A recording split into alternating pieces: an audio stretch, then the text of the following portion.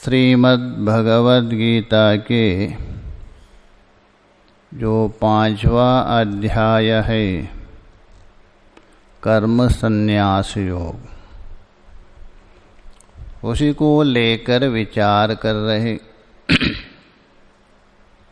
तो यहाँ तक विचार हुआ था जब ये जो कर्मयोगी है सम्यक ज्ञान प्राप्ति का उपाय से युक्त हो जाता है, तभी ये सब कर्म करते हुए भी वो ये समझता है मैं ना करता हूँ ना कर रहा हूँ। कौन सी क्रिया है सब बता दिया है। परंतु जो तत्वज्ञानी नहीं है, सांख्य बुद्धि में प्रविष्ट नहीं हुआ और कर्मयोग में लगा है, उसके लिए भी बता दिया ये सारे जितने भी कर्म हैं और कर्म का फल ब्रह्मणि आधाया, अर्थात ईश्वरार्पण बुद्धि से करे। ऐसा जो कर्मयोगी भी इन कर्मों से लिप्त नहीं होता है, कैसा पद्म पत्रयवाम्बस, जल में कमल के पत्ते के समान कर्मों से लेपायमान होता है। यहाँ तक हम लोगों ने विचार किया था 10वें श्लोक तक। आगे देखिए, केवलम सत्वशुद्धि मात्र फलम वेवा तस्य कर्मणः स्यात् यस्मात्। केवलम सत्वशुद्धि, केवल सत्वशुद्धि का मतलब है अंतःकरण की शुद्धि, अंतःकरण की जो पवित्रता निर्मलता, वही फल है। केवल किसका? तस्य कर्मणा, अर्थात उस कर्म का।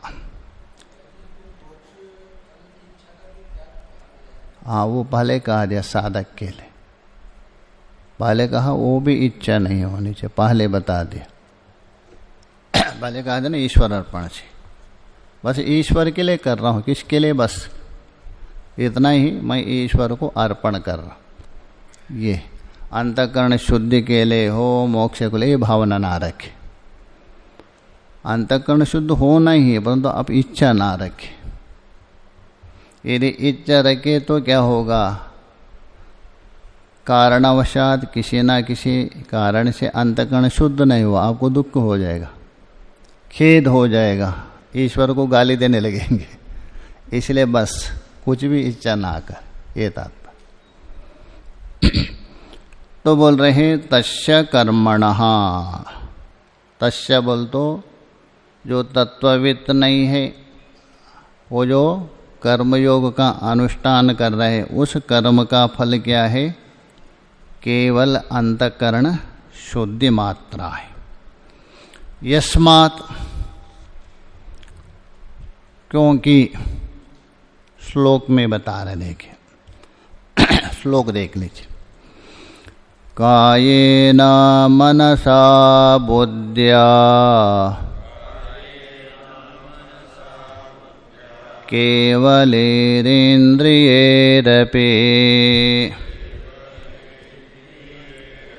योगिनः कर्म कुर्वन्ति संगं त्यक्त्वात्मशुद्धये।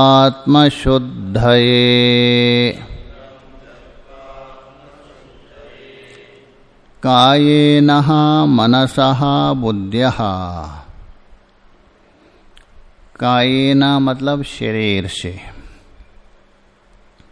और मन से, मन से मतलब जो भी क्रिया चिंतनात्मक, और बुद्धि से जो भी हो रहे, ये सब कैसा?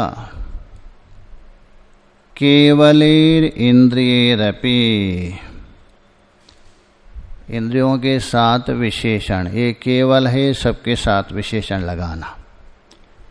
केवलेरिंद्रियेरपि, केवलेर कायेन और केवलेर मनसः बुद्ध्या। तो केवल का मतलब क्या है? यहाँ इंद्रियों से जो हो रहे क्रिया, बुद्धि से भी हो रहे, मन से भी, शरीर से, केवल का मतलब क्या है? केवल का मतलब है ममत्व बुद्धि से रहित, ममत्वादि बुद्धि से रहित, बस कर्तव्य दृष्टि से कर रहा है, इसलिए केवलेर। भाष्यकार जी कहेंगे तो ममत्वादि बुद्धि से रहित, कर्तव्य दृष्टि से, किससे? कायेन मनसः बुद्ध्याः कर्म कुर्वन्ति, योगिनः कर्म कुर्वन्ति। योगी मतलब कर्मयोगी। जो कर्मयोगी है वो कर्म करता है। किन किन से? ऊपर जो बता दिया था, शरीर, मन, बुद्धि, इंद्रिया। केवल मतलब ममता बुद्धि से रहित। और कैसा है? संगम त्यक्त्वा, आसक्ति को त्याग करके कर्म कुर्वन्ति। कर्म के प्रति भी आसक्ति नहीं, ना कर्म के फल में आसक्ति, उभयात्मिका लेना। अच्छा, क्यों कर्म करता है? आत्मशुद्धये, आत्मा की शुद्धि करने के लिए। इसका मतलब आत्मा अशुद्ध है, अपवित्र है, इसलिए आत्मा मतलब है मुख्य आत्मा नहीं लेना, उसको कोई भी अपवित्र नहीं कर सकते। पवित्राणाम पवित्रम यो मंगलानाम च मंगलम, विष्णु सहस्त्र में बोलते। यहाँ आत्मा बोलते अंतःकरण, सत्व, उस अंतःकरण शुद्धि के लिए कर्म करता है।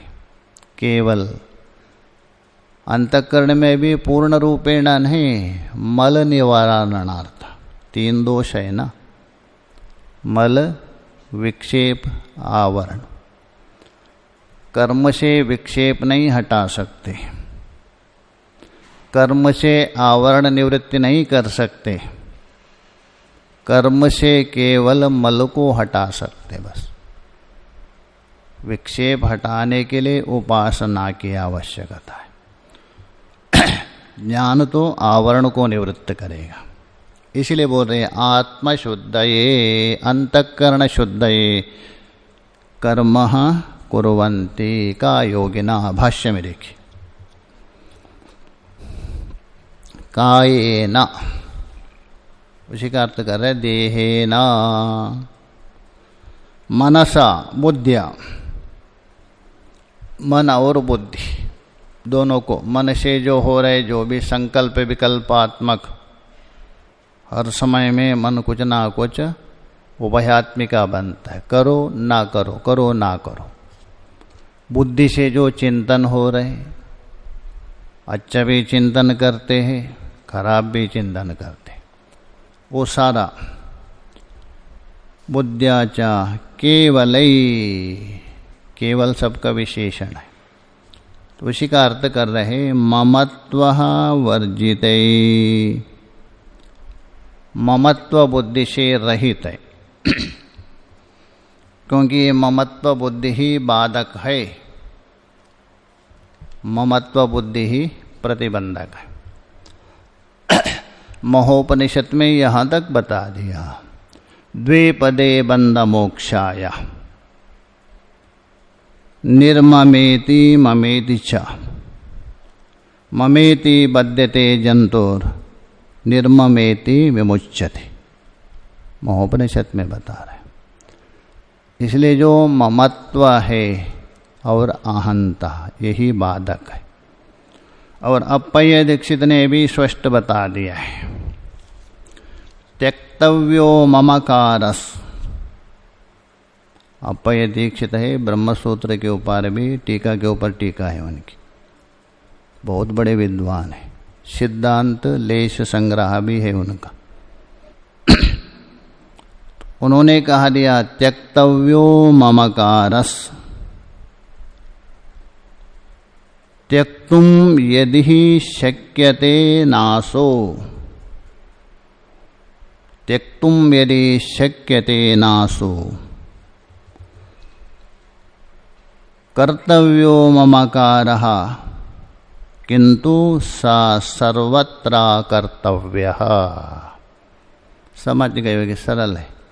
त्यक्तव्यो ममकार, ममकार को बिल्कुल त्याग दीजिए, बंधन का कारण है, दुख का कारण है। त्यक्तुम यदि शक्यते नासो, बोलना तो सरल है, बोलते महात्मा लोग अरे ममता छोड़ दे दो, ममता जो कठिन होता है छोड़ना। जन्म जन्मांतर से जो पकड़ा है ना, कैसा एक छोड़ेंगे। हाँ, तो इसीलिए बोल रहे त्यक्तुम यदि शक्यते नासो। ठीक है, आप उस ममकार को यदि नहीं त्याग सकते पूर्णतया, दूसरा एक उपाय बता रहे। कर्तव्यो ममकारा, करो ममकार, कोई आपत्ति नहीं, करो, किंतु सा सर्वत्र कर्तव्य, परिचिन्न में मत करो, ये मेरे है नहीं, वसुदेव कुटुंबकम, सभी में ममकार कर दीजिए, दुख कहाँ होगा। या तो बिल्कुल छोड़ दीजिए या तो सभी में कर दीजिए। यहाँ बता रहे ममत्व वर्जिते, ममता बुद्धि से रहित। ईश्वराय एवा कर्म करोमि न मम फलायायते, मैं जो कर्म कर रहा हूँ केवल मेरा आराध्य परमात्मा के लिए है, मुझे कोई फल की इच्छा नहीं, इस भाव से। न मम फलायायते, कभी कभी होता है मैं ईश्वर के लिए कर्म करता हूँ, फल भी मुझे मिले, इसलिए भाष्यकार जी को कहना पड़ा ईश्वर के लिए कर्म करता हूँ, न मम फलाया। जैसा बोलते ना यज्ञ में इंद्राय स्वाहा, इतना नहीं, न इदम मम, इंद्राय स्वाहा मात्र नहीं बोलते, न इदम मम, अभी तक ये मेरा था अभी मेरा नहीं है, तभी इंद्र लेंगे, इंद्राय स्वाहा कहने से नहीं लेंगे। वैसे ही हम बता रहे न मम फलाया, मेरे फल के लिए अथवा मेरे भोग के लिए, मेरे प्रसन्नता के लिए नहीं कर रहा हूँ। ऐसी जो ममत्व बुद्धि शून्य, इंद्रियेर अपि, अर्थात ममता से रहित सारे इंद्रियों से जो जो कार्य हो रहे वो कर्म करना ही पड़ेगा।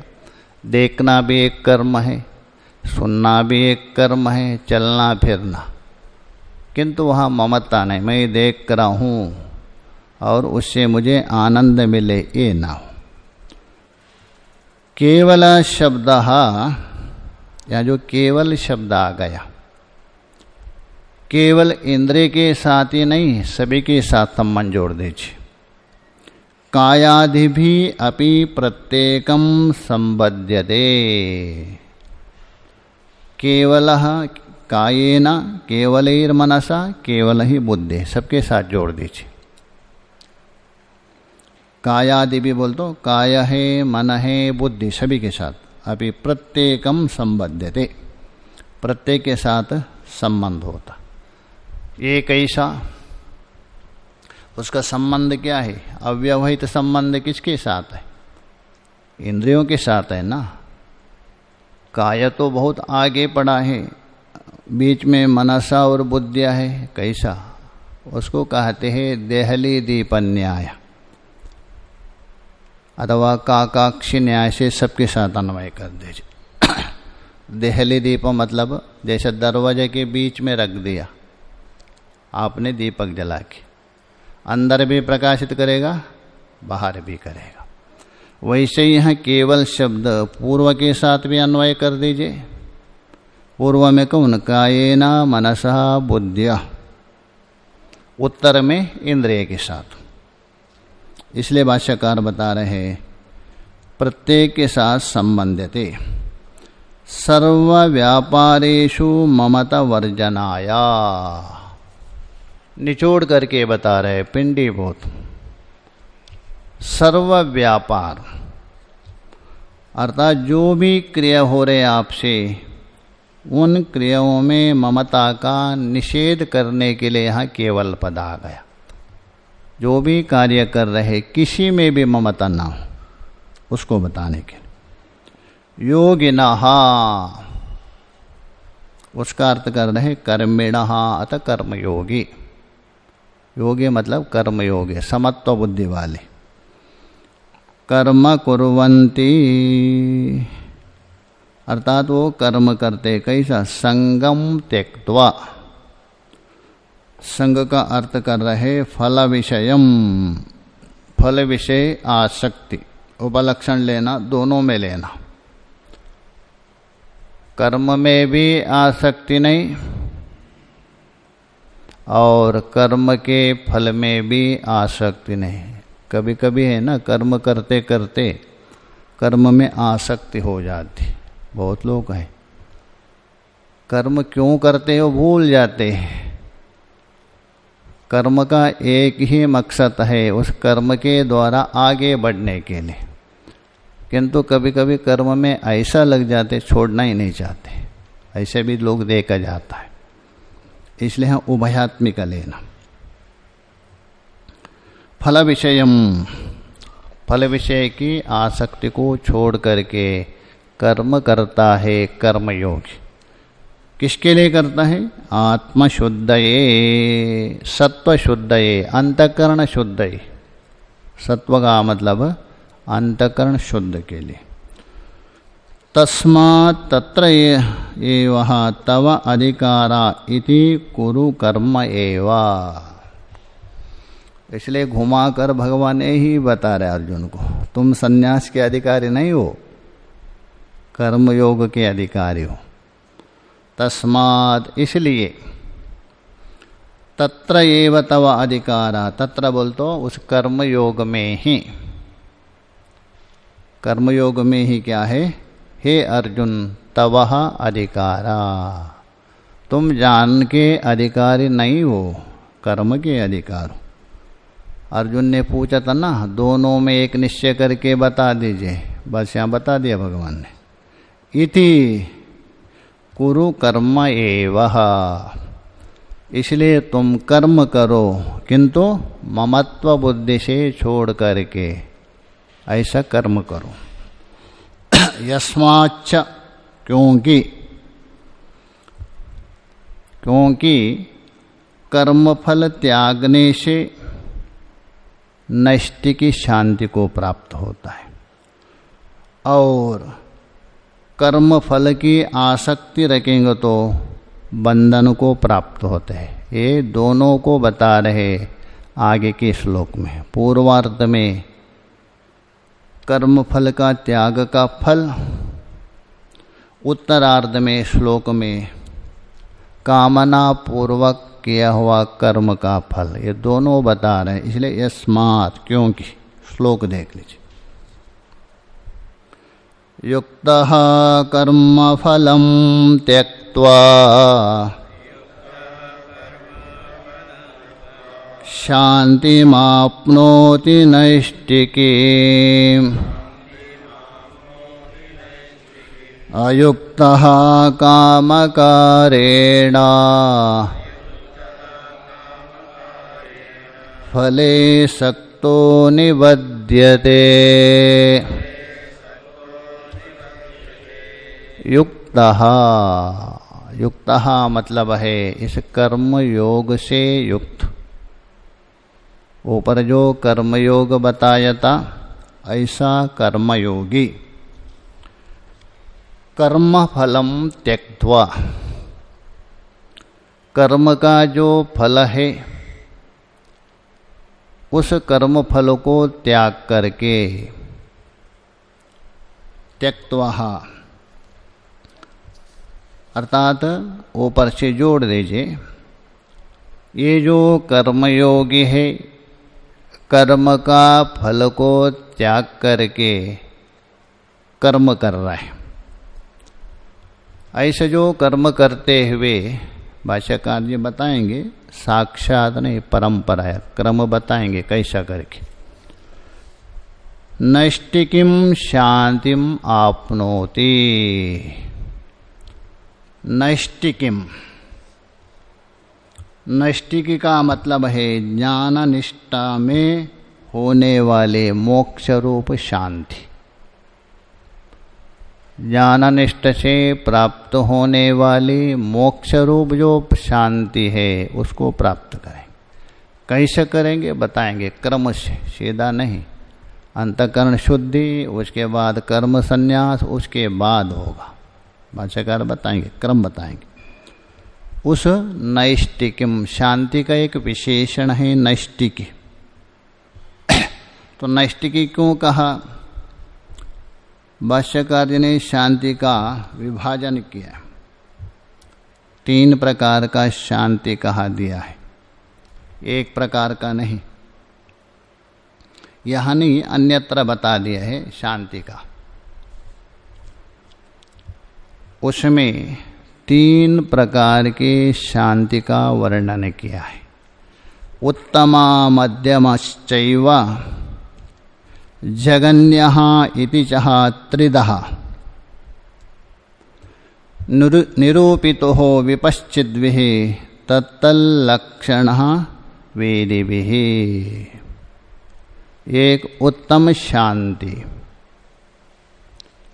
दूसरी एक मध्यम शांति, तीसरे एक जगन्य शांति माना है। उनका अलग अलग लक्षण भी किया है।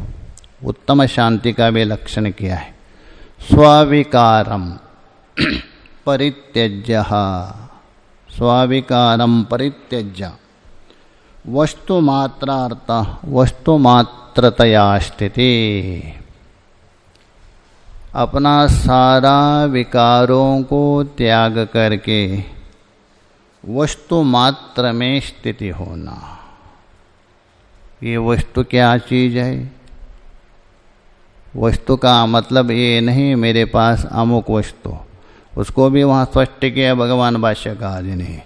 वस्तु तावत् परम ब्रह्म नित्यं सत्यं ध्रुवं विभु। यहाँ नहीं, अन्यत्र किया है। वस्तु का मतलब ये नहीं, वस्तु तावत् परम ब्रह्म नित्यं सत्यं ध्रुवं विभु।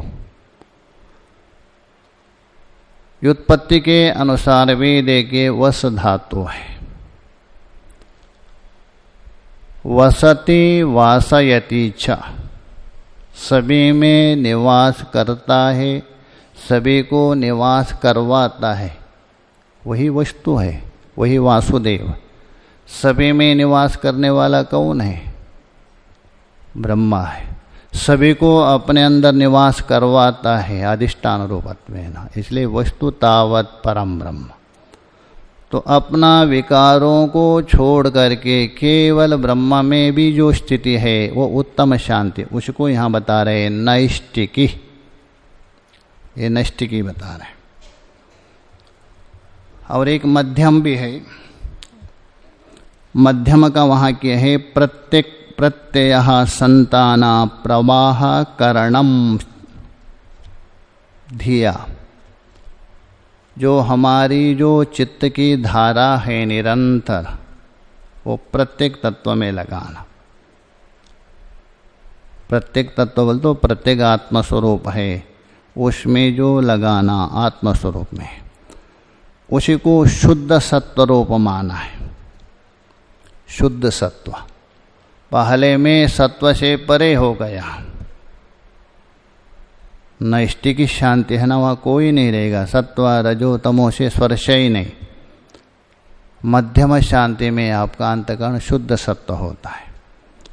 तो इसलिए बोल रहे हैं प्रत्येक प्रत्यय संताना प्रवाह करणम धियः यदेषा मध्यमा शांति शुद्ध सत्वेक लक्षणा। ये शुद्ध सत्व का लक्षण। और जो अधम शांति है, विषया व्याप्रतिम त्यक्त्वा, विषयों में जो हमारा मन जा रहे है उसको हटा दिया। श्रवणेकम मनः स्थिति, केवल श्रवण में ही अपना मन लगा दिया, निरंतर श्रवण मनन में। ऐसी जो शांति है मिश्रित सत्व है, शुद्ध सत्व नहीं है, ये मिश्रित सत्व है। सत्व है उसमें रजो और तमोगुण भी मिश्रित है, इसलिए वो अधम शांति माना है।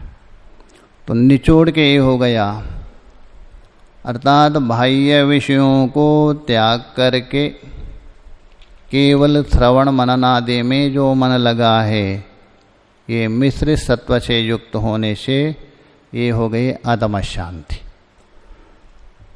और प्रत्येक तत्व में ही निरंतर अपना मन की धारा चल रही सत्व प्रदान होकर, ये मध्यम शांति है। और अपना स्वरूप को बिल्कुल त्याग करके उस ब्रह्म में वस्तु मात्र में स्थित होना, ब्रह्म में, ये उत्तम शांति। उसी को यहाँ बता रहे हैं नैष्टिकी। नैष्टिकी मतलब ज्ञानानिष्ठ से प्राप्त होने वाली मोक्ष रूप शांति। शांति माप्नोति, ये कौन है? कर्मफलम त्यक्त्वा, जो कर्मफल को त्याग करने वाला कर्मयोगी। किंतु एक दूसरा है सकामी है, कर्मफलों को जिसने नहीं त्यागा उसको बता रहे अयुक्ता। अयुक्ता मतलब है सकाम कर्मी, ऊपर का निष्काम कर्मयोगी, दूसरा अयुक्त का मतलब है सकामी। कामकारेण, कामकारेण बोल तो कामना की प्रेरणा से, कामना है उसके प्रेरणा से युक्त है, उसके अंदर अनेक प्रकार की कामना बढ़े। कामना कहाँ से? काम एषा क्रोध एषा रजोगुण समुद्भव। जो रजोगुण ज़्यादा होता है तभी उसके अंदर कामना की ढेर से उत्पन्न भी होती, इसलिए कामकारेण, कामना की प्रेरणा से। फले सक्तो, फल को चाहता है, उसमें आसक्त होता है, इसलिए अयुक्तः निबध्यते।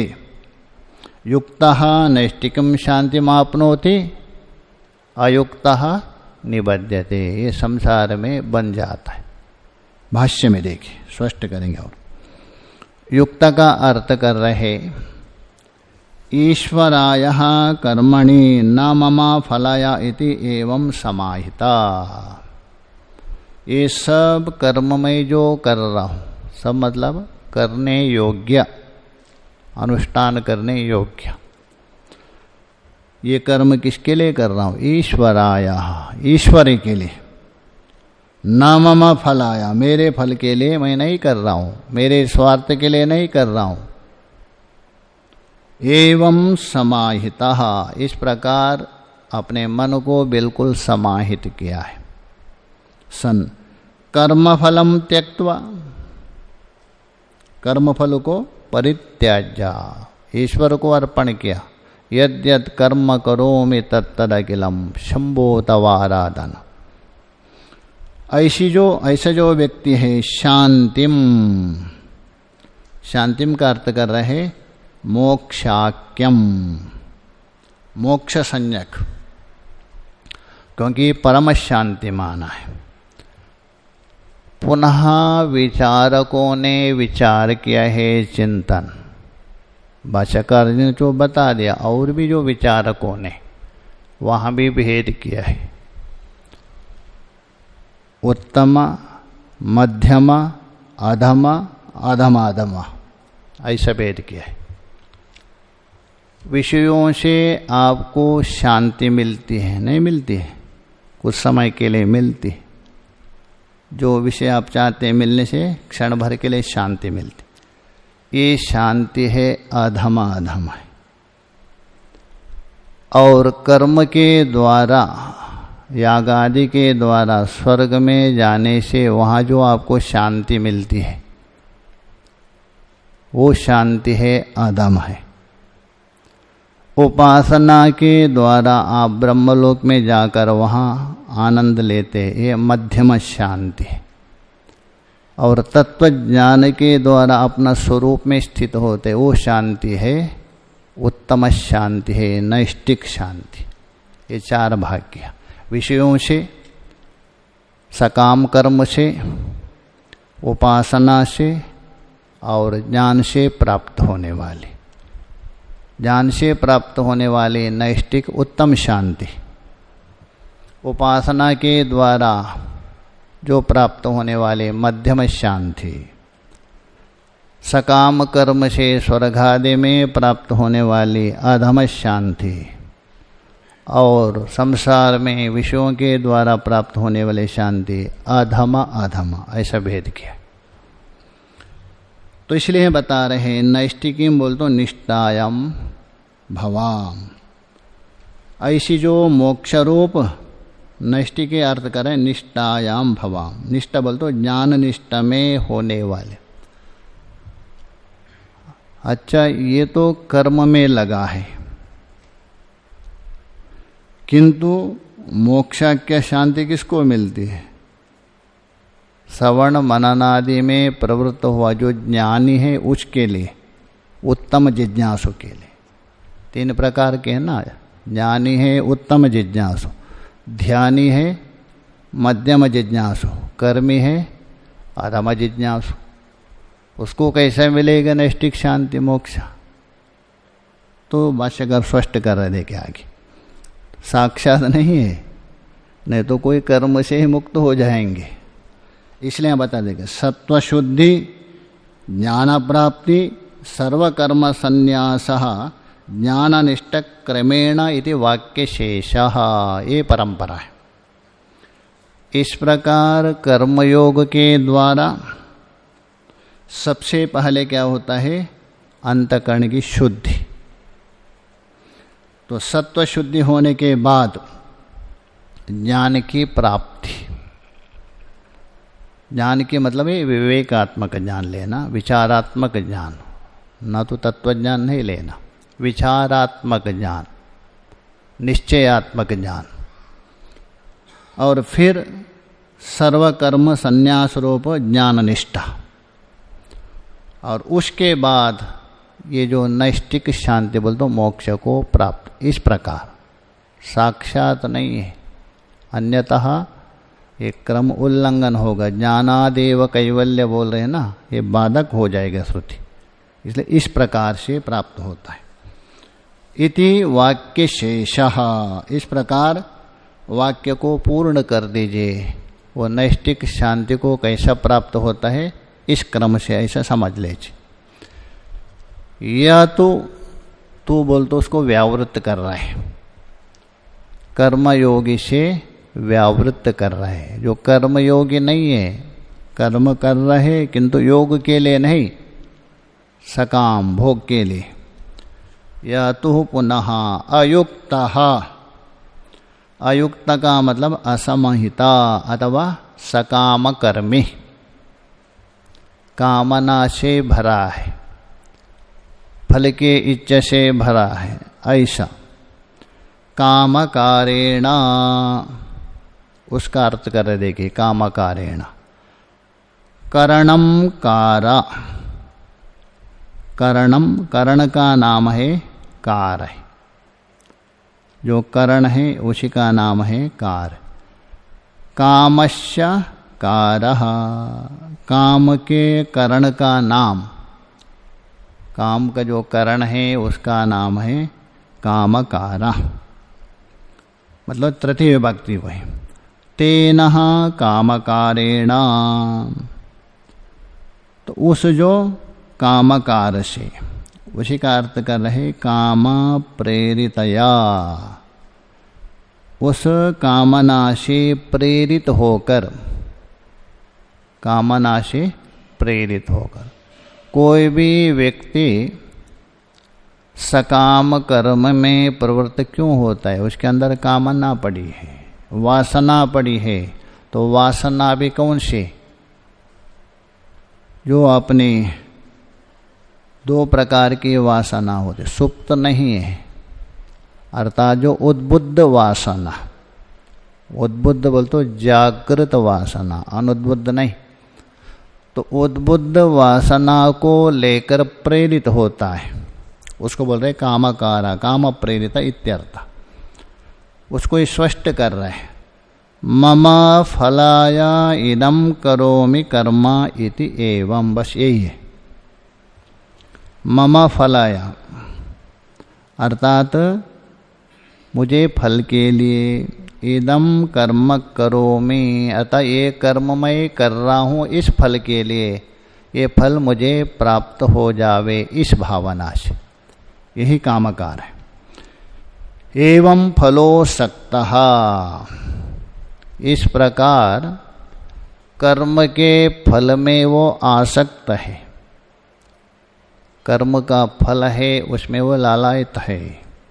सक्ता निबध्यते, वो बंधा जाता है, अर्थात वो बंधन में पड़ता है। इसलिए अर्जुन तुम सकाम कर्म मत बनो, अतः त्वम युक्तो भवा, न तो अयुक्त, अध्याहार कर दीजिए, तुम तो युक्त हो जाओ, अर्थात कर्मयोगी बनो, निष्काम कर्म वाला हो जाओ, सकाम कर्म वाला मत हो जाओ, दुख देंगे आपको, बंधन में पड़ेंगे। या तो आगे बता रहे परमार्थदर्शी स, जो परमार्थदर्शी है अर्थात सांख्य योग के स्थिति में उपस्थित है, जो सांख्य योगी है उसका स्थिति कैसी है उसका वर्णन कर रहे हैं आगे के श्लोक में। हाँ, सुप्त वासना, उसी को दूसरा कहते हैं उद्बुद्ध वासना और अनुद्बुद्ध वासना।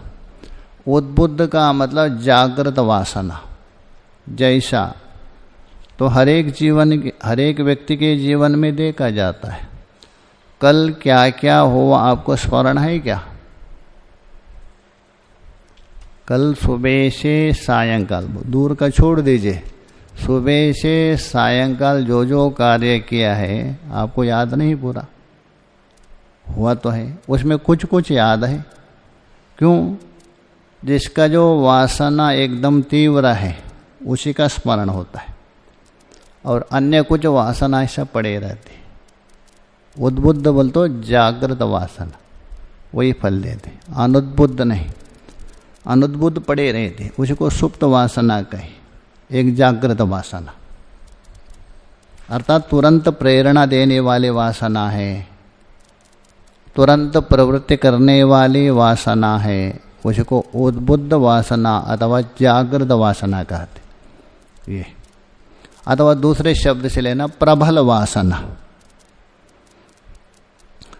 और जो सांख्य योग की जो स्थिति है उसका कथन कर रहे, वो कैसा रहता है इस शरीर में, तो उसको बता रहे 13वें श्लोक में। देखिए,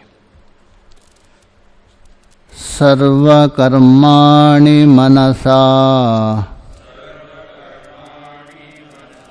संन्यस्यास्ते सुखं वशे नवद्वारे पुरे देहे नैव कुर्वन्न कारयन्। सर्वकर्माणि, सर्वकर्माणि का मतलब संपूर्ण कर्म लेना, चाहे तो नित्य कर्म हो, नैमित्तिक कर्म हो, काम्य कर्म हो अथवा निषिद्ध कर्म हो। नित्य, नैमित्तिक, काम्य, निश्चित, उपलक्षण प्रायश्चित विलेज, सारे कर्म लेना। उन सभी कर्मों को मनसः संन्यस्यः, अपने मन के द्वारा, अर्थात मन शब्द से लेना विचारात्मक बुद्धि, तो विचार पूर्वक बुद्धि के द्वारा त्याग करके, ऐसा नहीं कर्म छोड़ दिया बाद में आपको खेद हो गया, ऐसा नहीं। कभी कभी आवेश में आके छोड़ देते, बहुत होता है अरे मैं नहीं खाऊंगा करके, बाद में वो पश्चाताप होता है। कभी कभी बोलते व्यक्ति उसमें दुखी हो जाते हैं। जैसा कोई एक याद ही आ गया, शादी हो गई थी उसकी, शर्मिंदा स्वभाव था, ससुराल गया तो ससुराल में वह खीर बनाया था, उन्होंने कहा मैं खीर नहीं खाता हूँ, ऐसा कहा दिया। तो सास परस रही थी, थोड़ा हाथ में तो गिर गया, उन्होंने बोला मना किया, पहले कहा दिया था ना मैं नहीं खा रहा हूँ। हाथ में जो पड़ा था थोड़ा चाट तो ले लिया इतना स्वादिष्ट था, इतना स्वादिष्ट था। अभी देखिए खीर नहीं खाऊंगा, त्याग तो दे दिया, मन में खुरापात कर, अरे मैंने क्या कर दिया करके। किंतु रात्रि में सो गए, पत्नी से पूछ रहे खीर बचा है क्या? पत्नी तो नाराज हो गए, उस समय आप खाए नहीं, अभी खीर बोल रहे, अरे नींद नहीं आ रही मुझे तो उसने पत्नी में कहा अंदर जाओ खीर है। सास अंदर सो गई थी। पहले प्राचीन काल में ना मिट्टी का हांडी में बनाते थे, अब सीधा साधा खाएंगे कैसा, उसमें सिर डाल दिया बिल्ली खाती है ना वैसा ही खाने लग गया। तो सास को जो आवाज आ गई, सोचे बिल्ली, डंडा उठा के एक मार दिया वो मड़का फूट गया, पूरा शरीर में हो गया। तो इसीलिए कभी कभी त्याग तो देते हैं, मन में पड़ा रहता है, इसलिए भगवान को कहना पड़ा मनसः, अर्थात अच्छे प्रकार से विचार करके आगे पीछे। कभी कभी आवेश में कोई कार्य नहीं लिया जाता, इसको बोलते हैं चिंता कृत्वा। दो होते हैं ना, एक चिंता कृत्वा, एक कृत्वा चिंता। चिंता कृत्वा बोल तो अच्छे प्रकार से चिंतन किया, ये कार्य करने से इसका क्या फल होगा, सारा विचार करने के बाद जो करता है वो चिंता कृत्वा। और ये कृत्वा चिंता, काम तो किया, सिर में हाय रे करके, उसके बाद कोई प्रयोजन नहीं, करने के बाद जो चिंता करना व्यर्थ है, वो तो सफल नहीं होता है। जो चिंता कृत्वा है वो सफल होता है। इसलिए यहाँ बता रहे मनसः सन्न्यस्यः। मनसा बोल तो अच्छे प्रकार से बुद्धि के द्वारा विचार करके उसको त्याग कर। कहाँ रहता है? सुखम आस्ते, सुखपूर्वक स्थित रहता है, बिल्कुल सुखपूर्वक स्थित रहता है। कहाँ रहता है? वशी का आगे अन्वय लेना देही के साथ। अच्छा, वो सुखपूर्वक कहाँ रहता है? तो बता रहे नवद्वारे पुरे, नवद्वारे पुरे, 9 द्वारों से बनाया हुआ नगर में। 9 द्वारों से बनाया हुआ जो नगर है ना, उसमें रहता है। शतश्लोकी में भगवान भाष्यकार जी ने बताया, ये शरीर है ना, चलने फिरने वाला नगर है, ये नगर है, 9 द्वार नहीं है। ऊपर के 7, नीचे के 2 मलमूत्र विसर्जन करने वाले, ऐसा 9 द्वारों से युक्त पुर है, नगर है। नगर क्यों है? नगर में उसका मालिक रहता है, स्वामी रहता है। इसी प्रकार यहाँ भी इसका एक स्वामी है, मालिक, क्षेत्रज्ञ है।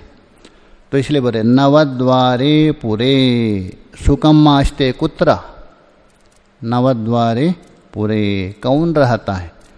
देही, देही मतलब देह अश्य अस्थिति देही, इस देह का मालिक इंद्र, उसी का नाम है इंद्र कहा दिया है। स्वर्ग का इंद्र नहीं लेना, ये इस शरीर में रहने वाला इंद्र, वो इंद्र है, तभी इंद्रिया नाम पड़ा इनका। इनको क्या कहते हैं? इंद्रिय। क्यों? इंद्रस्य इदम, इंद्र है जीवात्मा, उस जीवात्मा के लिए होने से इनका नाम बड़ा इंद्रिय। देही कैसा? वशी। वशी का मतलब है अंतःकरण जिसने वश में किया है, ऐसा देही। वश को यहाँ जोड़ दीजिए।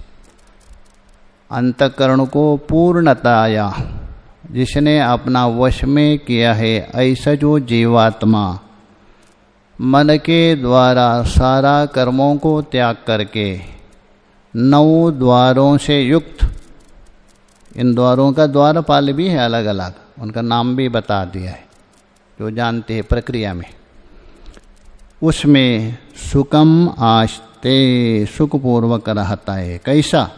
नैव कुर्वन न कारयन, करवाता हुआ न करता हुआ, बिल्कुल न कर्म करता हुआ, मतलब कर्तृत्व बुद्धि से रहित, स्वतंत्र करता भी नहीं, प्रयोजक करता भी नहीं। 2 होता है ना, एक प्रयोज्य करता, एक प्रयोजक करता। स्वतंत्र भी नहीं कर रहे, ना दूसरे को प्रेरणा भी नहीं दे रहे, इस प्रकार इस शरीर में निवास कर रहे हैं। भाष्य में देखिए, सर्वाणि कर्माणि, सर्वकर्माणि समास किया, सर्वाणि कर्माणि सर्वकर्मा, समस्त कर्मों का। संन्यस्य उसी का अर्थ कर रहे परित्यज्य। अच्छा, वो सभी कर्म कौन है जिसको त्याग दिया? तो भाष्यकार गिना रहे, नित्यम नैमित्तिकम काम्यम प्रतिषिद्धम सर्वकर्माणि। जो नित्य कर्म है, नित्य कर्म का मतलब है जिसका नहीं करने से प्रत्यवाय लगता है, करने से कोई फल नहीं है। जैसा संध्या वंदन आदि है, त्रैवर्णिक, ये सब नित्य कर्म।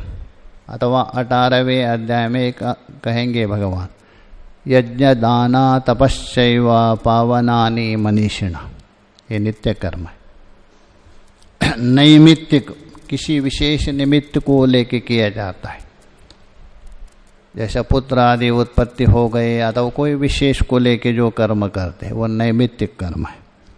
काम्य बोल तो फलमुद्देश्य क्रियमाण कर्म, फल को लक्ष्य रखकर, फल की इच्छा रखकर जो कर्म करता है काम्य कर्म है। प्रतिषिद्ध बोल तो निषिद्ध, ब्राह्मणों न हंतव्य, कलंजम न बक्षीता, ब्राह्मण की हत्या नहीं करना। कलंजा मतलब विषैले से मारा हुआ जो पशु, उनको नहीं बख्शा। पलंडो न बक्षीता, ये निषिद्ध है।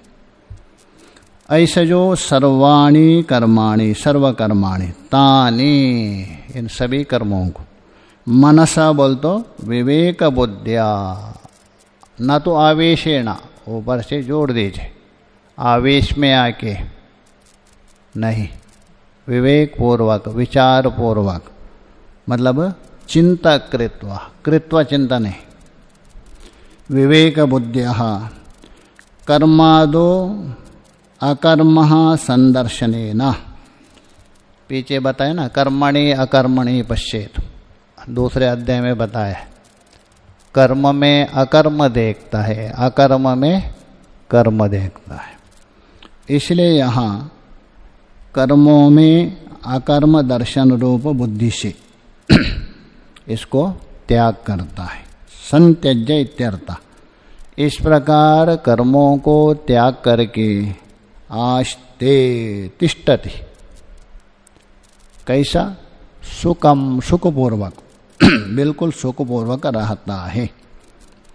तो इसको स्पष्ट कर रहे, देखिए, त्यक्तः वाङ्मनः कायचेष्टो निरायासा प्रसन्नचित्तात्मना अन्यत्र निवृत्ता बाह्य सर्वप्रयोजना इति सुखम आस्ते इति उच्यते। भगवान यहाँ केवल आस्ते प्रयोग नहीं कर रहे, अर्थात स्थित होता है, उसमें रहता है, इतना नहीं, सुकम प्रयोग कर रहे, विशेषण दिया है। तो भाष्यकार जी बता रहे सुकम क्यों कहा। त्यक्तः वाङ्मनः काय चेष्टा, मन है, वाणी है और शरीर की चेष्टाओं को छोड़ करके निरायासः, परिश्रम रहित, कोई भी परिश्रम नहीं करता है। परिश्रम का मतलब वो व्यर्थ परिश्रम लेना, ऐसा नहीं बिल्कुल पड़े रहता, ऐसा नहीं, व्यर्थ परिश्रम जिससे आपको दुख प्राप्त होगा, बंधन का कारण है, निरर्थक परिश्रम है, वो नहीं करता है। तो इसलिए बोल रहे हैं निरायासा। और प्रसन्न चित्तः, बिल्कुल एक प्रसन्न है, इतना प्रसन्न है। ऐसा जो प्रसन्न चित्त,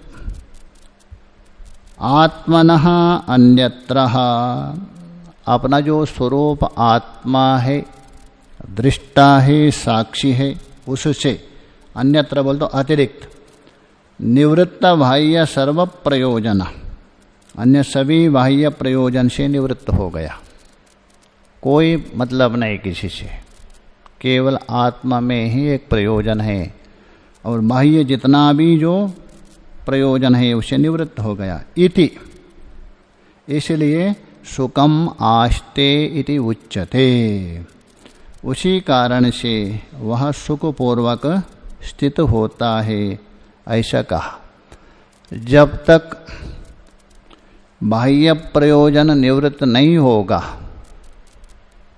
आप कितना भी प्रयत्न करिए अपना स्वरूप में, वो सुखी नहीं हो सकता है। जितना जितना बाह्य प्रवृत्त हो जाता है उतना उतना वो दुखी होता है, और बाह्य प्रवृत्ति जितना होगा उसको झूठ बोलना ही पड़ेगा। अधिक व्यवहार में अधिक झूठ निकलता है, और जितना जितना व्यवहार कम होता है उतना झूठ भी कम होता है, आप अंदर स्थित भी हो जाते, वही सुखी हो जाता है, ये बता रहे हैं। और कैसा है, वशी, ऊपर है ना वशी, वशी का अर्थ कर रहे हैं जितेंद्रियः इत्यर्थ, अर्थात जिसने इंद्रिया और मन है सबको जीत लिया। जीतने का मतलब वशीभूत किया, ऐसा नहीं इंद्रियों को ही समाप्त कर दिया, ऐसा नहीं। इंद्रियों को जीतना मतलब है इंद्रियों का स्वामी नहीं, इंद्रियों को दास बनाना, बस यही जीतना। इंद्रिया जिसको स्वामी बना दिया तभी वो इंद्रियों को जीता नहीं, मतलब इंद्रियों का दास है। और इंद्रियों को अपना वशीभूत किया, वही इंद्रियों को जीता। और शब्द से कहना, वो जो परतंत्र है वही इंद्रियों को जीत सकता, लौकिक भाषा से। जो लोक में कहते हैं ना, मैं स्वतंत्र हूँ, मैं कुछ भी कर सकता हूँ, बोलते हैं ना मैं स्वतंत्र हूँ, सबसे बड़ा परतंत्र है वो। क्यों? इंद्रिय के वशीभूत हो गया, मन के वशीभूत हो गया, विषय के वशीभूत हो गया, शरीर के वशीभूत, तभी बोल रहे हैं ना वो परतंत्र। और जो कहते मैं गुरु के अधीन है परतंत्र हूँ, माता पिता के अधीन परतंत्र, वो सबसे बड़ा स्वतंत्र है। इंद्रिय के वशीभूत नहीं हुआ, मन के वशीभूत नहीं हुआ, शरीर के विषय, इसलिए वही स्वतंत्र है। इसलिए बता रहे जितेंद्रियः इत्यर्थः क्वा कथम आस्ते इति आह।